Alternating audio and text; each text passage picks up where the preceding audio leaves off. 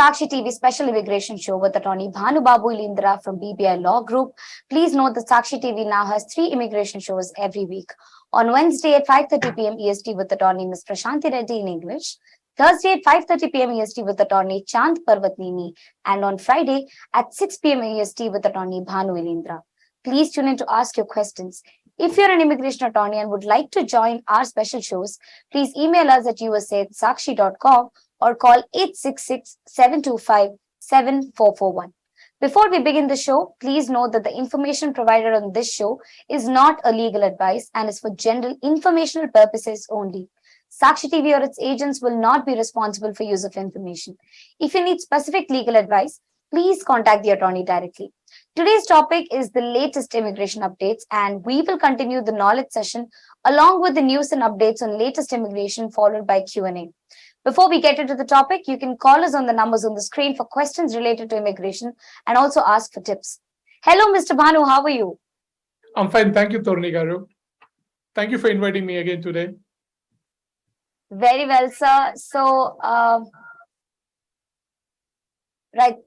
sir, before we go into the topic and start with the updates, do you want to probably tell our audience how they can reach you? Yeah, sure, Torni. Thank you very much for asking me that question. My name is Bhanu Illindra, Andy. I'm an immigration attorney. I've been practicing immigration law in the US for more than 18 years now. And I founded a firm, BBI Law Group PC, in 2008.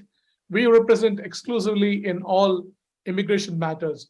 We do represent in employment-based immigration, family-based immigration, EB-5 investor visas, employer compliance issues, I-9 compliance issues, F-1 visas, J-1s, B-1, B-2s, whatnot, every type of immigration matters we represent.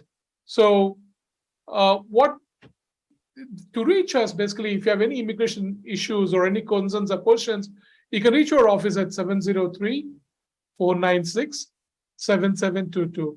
I repeat, it's 703-496-7722.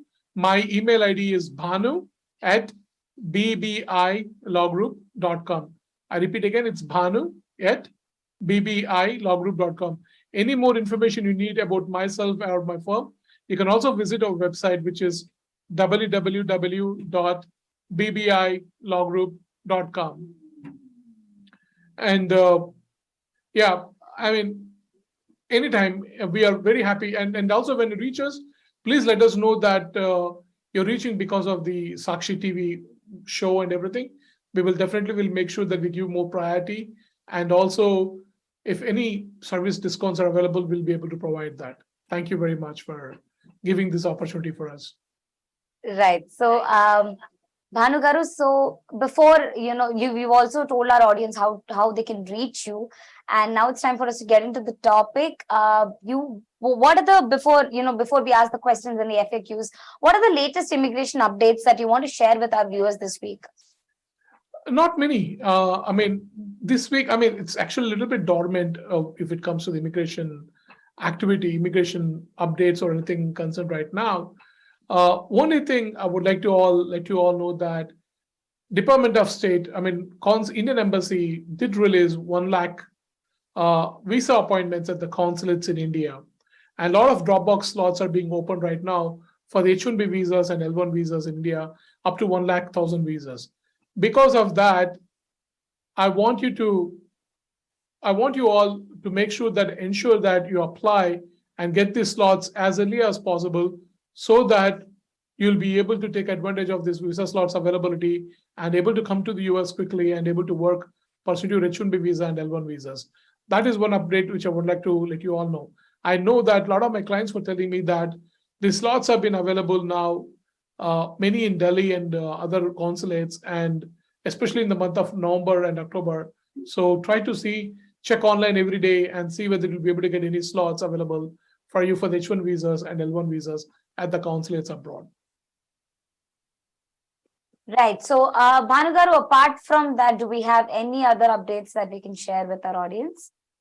Not many. As I said, everything is going on the process time and everything. We are seeing, this is one more important update I would like to bring to you all is the individuals who are actually working on H-1B visa in this country and the employers who are on H-1B visa in this country. Okay.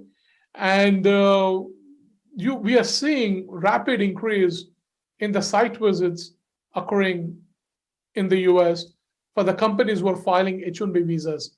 So it's important for the employer and employee to understand the purpose of these site visits and able to provide the information that is only necessarily required to the offices. Sometimes these offices may ask you questions that are not relevant or not required for the verification purposes of the H-1B petition, but sometimes they do that. And when that happens, make sure that you do not answer or provide information that is not necessarily required. So please be aware and be aware of that you are seeing the trend of getting the site visits for the new H-1B petitions that are being filed at the USCIS, and even at the time of adjudication with the USCIS, or when the individuals apply for the visa abroad, then they're issuing 221Gs and sending the background verification to conduct the site verification to see whether the petition filed by the employer is actually genuine and meets the requirements for the H-1B approval. So those are the updates I would like to really bring it to in this show, Torani Garu. Right. So, Bhanu Garu, you were just telling us about large number of visa slots being available. Do we still have no good news for B1, B2 visas?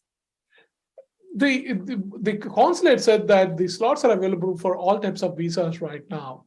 But however, as I mentioned in previous shows, the priority for the types of visas they're giving the slots open is different right now, because the consulates are not still in fully functional or fully equipped with the staff to the normal conditions that has been prior to the pre-pandemic conditions with the consulates and embassies, basically in India.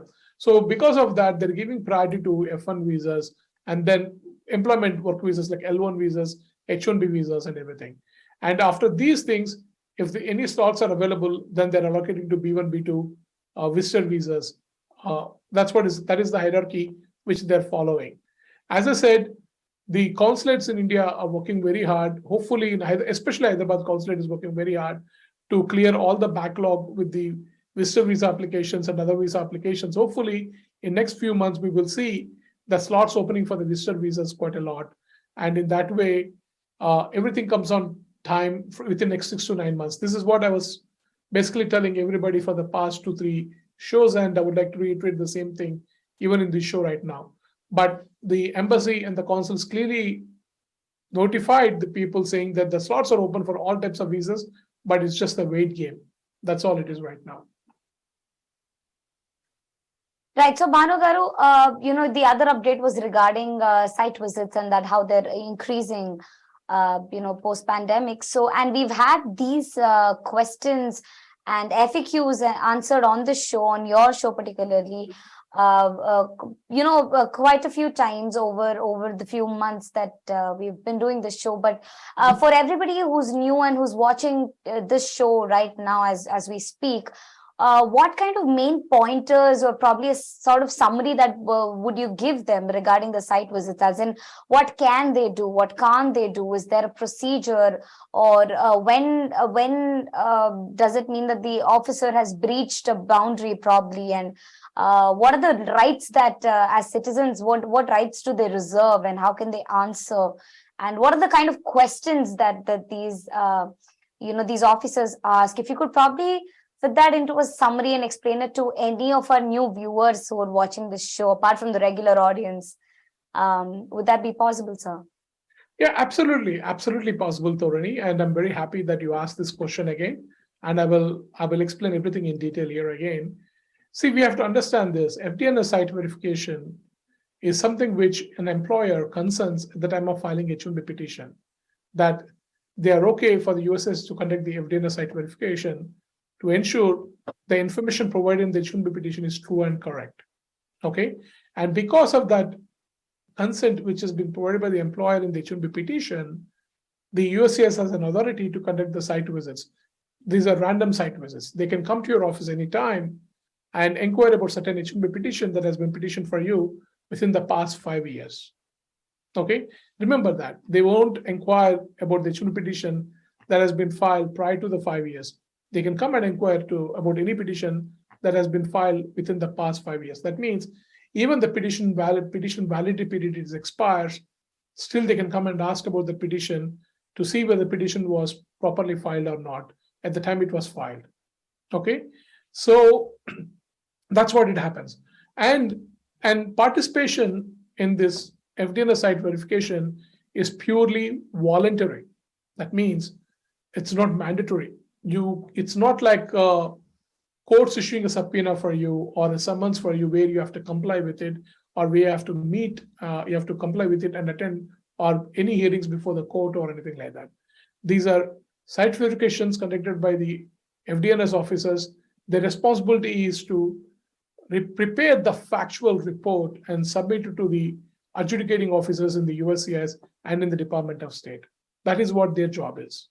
Okay, so it's purely voluntary. That means they cannot force you to answer any question, or they cannot hold you responsible for you not answering any question also. Okay, you can participate in the inquiry or you don't have to participate in the inquiry. And if you don't participate in the inquiry, then the officer is required to provide a report based upon the information they have on the petition in the file, and based upon they have to make a decision whether to approve or not approve the case. So you may risk sometimes if you don't participate that there will be risk of denial because some information may be missing in that. But you have a right to remain silent. You don't have to really answer any questions. And at the same time, you have a right to represent an attorney also in these matters before the USCIS and before the Department of State officials. That means before the FDNS officials, because they conduct these investigations at your office in the land of the United States. Okay, and you can always tell. The best thing is these are the most important things you have to understand about your rights. Okay, when you have these rights available to you, you better exercise them. There's nothing wrong in exercising them. It's better for you not to answer questions which you are not aware of to answer, or it's better to direct those questions to the officer saying that they should reach your attorney, let your attorney approach and answer these questions, okay, on your behalf. After gathering the facts from you, attorney will be able to respond to those questions to the officers. That's the best way to do it. Otherwise, you may provide information that may not be required, and it may be used against you in the future, because that information may be used against you to incriminate against you, or it may incriminate you because you spoke something which should not have spoken with the officer for the question which officer asked you. Okay, so it's important to have these policies and procedures to lay down in the company, and very important in the company to have certain representatives who are responsible to respond for these FDNS verifications. For example, you are a frequent H1B filer, you have a lot of H1Bs filing in your company. Therefore, it's likely that you may get more FDNS site verifications because you're filing a lot of H1Bs in a year. And under those circumstances, it's better to have certain personnel in your company to handle these FDNS matters, these verification matters. You train them well, what to talk, what not to talk, how to talk, what to present, what information is to be asked, what information not to be asked. If anybody comes and tells you in office that they're coming for site verification, those information has to be properly trained to your employees if they're going to respond on your behalf in your company as an employer. Okay, so main thing is, if any officer comes, the first thing I will ask you all is get the information of the officer, the full name of the officer, badge ID, and the contact details of the officer, and from which office is coming here to inquire. First of all, you need to know those very things, because there will be a lot of bad players who are coming in for political motives or some other reasons, trying to come and gather information to create or harass or intimidate you and your company or your employee for that purpose. So it's important that you have these processes set in place, and when the officer asks you normal questions, if you want to answer, yes, you can answer. Like, for example, what's your name? What's your title? What do you do in the company? These are normal questions when they're inquiring about you. And also they may ask you about the H1B petition filed, and did you file this H1B petition? Yes or no? Those things you can answer, And if they ask you what is the salary of the employee, make sure that if you don't know the answer, look into the H1B petition and then give the answer to the officer. Tell the officer, you will come to know, he'll get back to you and everything on those things. There are questions that relate to the H1B petition, yes, you can answer. But if they keep on digging you about the operations of your company, or from where you're getting your finances, or where you're getting your loans, or if you've taken any tax benefits, or if you've taken any PPP benefits, All those things, if they ask you questions that are not relevant for the approval of the H1B petition, you should not answer. Okay. General questions is this: if you're a regular H1B petition, if you're filing in-house, they may ask you whether you filed for this position for in-house or not. And if you file this petition for in-house, then they may ask you what is he going to do in-house, or what is she going to do in-house. Those questions might come to you, and you have to answer those questions properly, exactly what to answer, what not to answer, and those things. If you don't want to answer, tell them that your attorney can talk to them, or ask them to send an email. You'll be very happy to respond to an email if you feel that is a comfortable medium for you to communicate with the officer. Okay, so it's very, very important for you to understand these things. Sample questions. Basically, most of the officers will ask, "What's your name? Where do you live? What's your contact details? And what do you do? What is your job title? What are your job responsibilities are? And if you're working at the third-party client side, who's the client? Do you have any I think, vendors?" Bhanugaru, more often than not, people fail to realize that there's a difference between probably personal questions and questions that are not okay to be asked by officers. There's probably a boundary, Yes. That's blurred there. And how do you address that? There's a boundary blurred over there, but it's very easy to address. For example, if they are supposed to ask the questions pertaining to the information that is only in the H1B petition, or to the general operations of the company, to discover or to understand the nature of the business of the company. Okay, and if it's anything beyond that, then you know that the officer is trying to cross the line. If the officer is harassing you, no, you tell me that you paid the money. I know that you paid the money to get an H1B visa. I know that you have done this, I have done that. Those are basically, they're trying to force you to answer something which they're trying to get to a confession from you, for which you should not, right? That is basically is intimidating or threatening from you, of creating a fear for you to answer certain type of questions in certain manner, which is beneficial for them. Okay, so you can understand, as long as you are calm, you're poised, you will understand exactly what officer is asking you, and you'll be able to answer accordingly. As I said, you do not have to answer immediately to the officer. You can tell him, you look into the information, you'll get back to him, and there's nothing wrong with it to re-verify what information is submitted in the petitions and everything, and informing the officer accordingly. That's very, very important. Right. So with that, Bhanugaru, I think you've really summarized, the kind of situations that can arise as and when these FTF officers do come to the site to ask for questions or any other request for further evidence. And speaking of which, what kind of, now that the visa slots are increased, what kind of RFEs are we really looking at, Bhanugaru? For the H1, which type of cases, depending upon what type of a case it is. For the H1Bs primarily. For the H1Bs primarily. Okay. See, for H1Bs primarily, we're looking into three types of RFEs. One is, if the petition has been filed for the individuals who are in India, who have a foreign education rather than the US education, we're looking into the H1Bs mainly. The RF is about the beneficiaries' qualifications, how the beneficiary qualifies for the position offered because there's a foreign education or foreign experience rather than US education or a US experience. Okay, so those are the questions that are coming in mainly with many RFEs. And second is, as we know, the other questions will come into is the inquiring into the prospect of genuinity of the H1B petition filed by the employer. Like, for example, the information, for example, where the employee is working, what the employer job responsibilities are, and whether employer has a proper requirement or genuine requirement for the employee, especially when the employee works at the third-party client location, based upon the nature of their business. Okay, and also they look into the operations of the employer also, wide information, where the company is located, and the specialty occupation aspect also in that, when the position do really qualify as a specialty occupation or not. So that is what they're looking into, genuinity and specialty occupation requirements in some of the RFEs we are seeing recently with the USCIS. And the third type of RFE we are seeing is, especially when the petitions were filed for the individuals who are already on F1 visa in this country, and they're seeking change of status to H1B while they were on F1 visa or F1 OPT status or a STEM OPT status or F1 CPT status.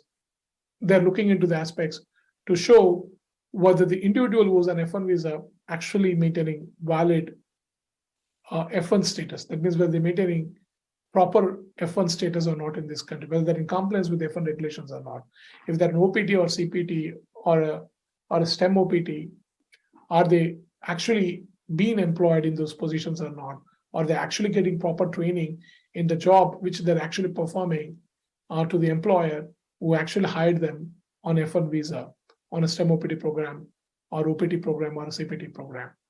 Okay, so these are the three types of major RFIs we are seeing on H1Bs mostly these days. So, Bhanugar, also, what about, the I-485 RFEs, that we're looking at right now? Well, many of the I-485 RFIs we are seeing in the situations where employees initially did not submit their documents like birth certificates or medicals or marriage certificates or anything like that. Those are the types of the RFIs we typically see with the I-485s. And another types of RFIs we are seeing, very few, but circumstances where individuals, to check whether the individual ported their I-140 to a new employer or not, based upon the I-485 filing. That means whether the employee is required to submit a new 485J supplement or not. These type of the RFIs they're actually looking into with the I-485s.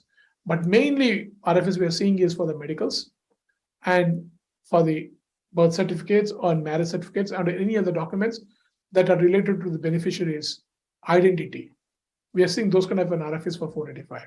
Very few documents we see in the I-485 RFIs asking about somebody's maintenance of status in this country to be eligible for the 485 when they have any doubts whether the individual is properly maintaining valid status or not, whether they qualify for the adjustment of status or not. Very few of them, but that's what it is. But mainly RFIs we are seeing is the medicals, birth certificates, marriage certificates, or for the I-485J, bona fide job offer or portability of a job offer.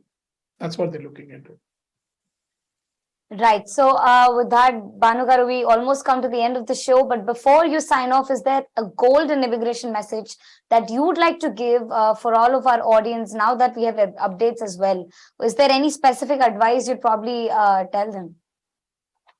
As I always say, I mean, it sounds like a cliche, but I always say that still American dream is the best. Never give up on the American dream. Yes. Yes, never give up on American dream, and you are ambitious and you want to have some better life for yourself.